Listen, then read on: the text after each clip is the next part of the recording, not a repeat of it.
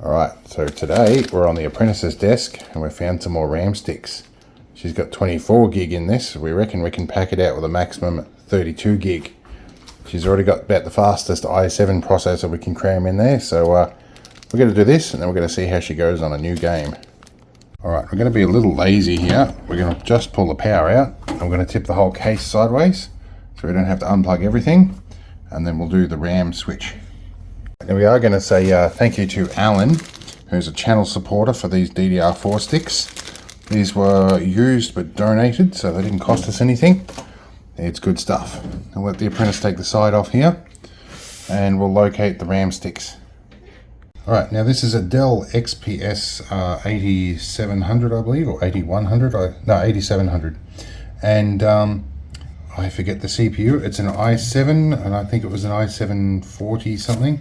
I'll look that up in a minute. In fact, I have some notes here and we'll find out what it is anyhow. It's not a bad machine. It does have 4 slots for dual channel, and we need to remember which channel is which. I don't think it's written on the inside of the cover that we just took off, but I have to pull one of these sticks out and check if it's a 4 or a 16 gig.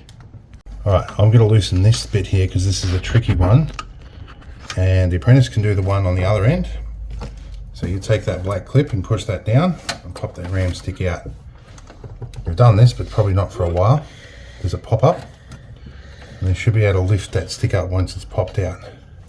You got the black one? Yep. Alright, hang on. I think you've pushed down so hard, I pushed this clip back in again. So let's pop that one out. We're going to push the card just aside a little bit. We don't want to break anything. That should allow us to lift this stick out. And we have a look at what this one is. So this looks like, this is one of the 8 gigs, is it? I'm reading through the screen here. Let's have a close look. That is one of the 8 gigs. So we need to pull the ones out of the white slot. We'll put this one back in real carefully.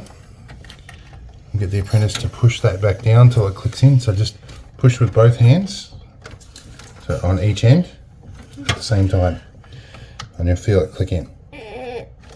Push in till it clicks. No, you left it. No, stop. I'm confused. Okay, you have to push it both ends at the same time. Otherwise, it clicks out. So watch me. Pushing at both ends. You push down till it clicks in, provided we've got it in the right way. We may have it backwards. It's easy to do. Let's have a look. Which way is the slot? No, we're headed the right way. Alright, so we put our RAM stick in. Drop into the slot. Now, you push 2 fingers either side and push straight down at the same time. That's quite firm. And then you'll feel the clips click in. Ow. So let's do it. Yep. You'll get it? Do you want me to do it? Oh, yeah. Okay, you get the idea.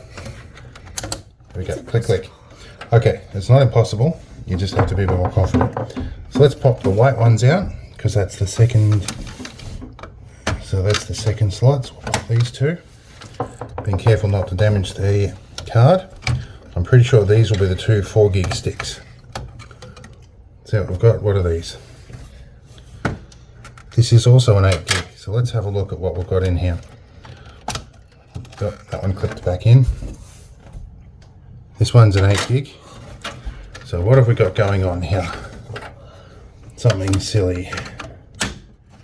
Oh. Let's pull all of these out. So we know that first one's an 8 gig. Okay. That one's an 8 gig. Something's wrong. So interestingly, we have 4 8GB matching sticks in here, but it's only registering 24 gig of RAM. I wonder if one of the sticks wasn't registering. A few moments later. Alright, we've got all our RAM sticks back in. We'll button it up and we'll check the BIOS settings. Right, so I reckon the reason we were showing 24 gig of RAM is not because we were missing RAM sticks, it's probably because one wasn't seated properly.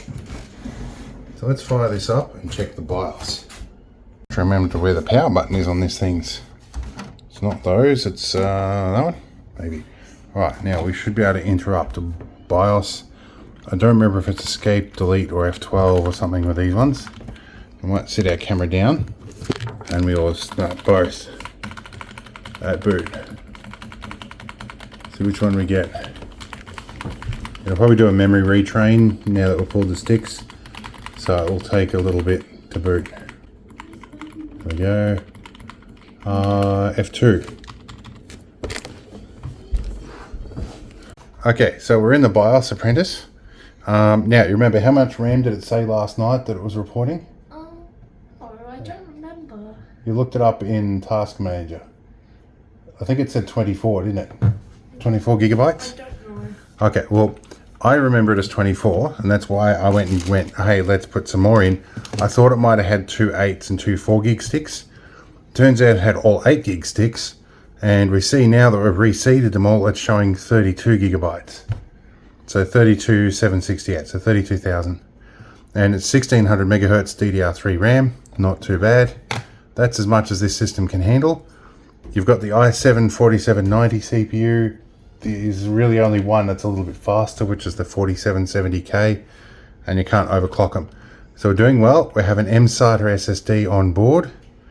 We look pretty good. So I think maybe just one of those sticks wasn't seated properly. The memory available is slightly different. Obviously, it's assigned that for something. So let's exit without saving, and we'll make sure the system works.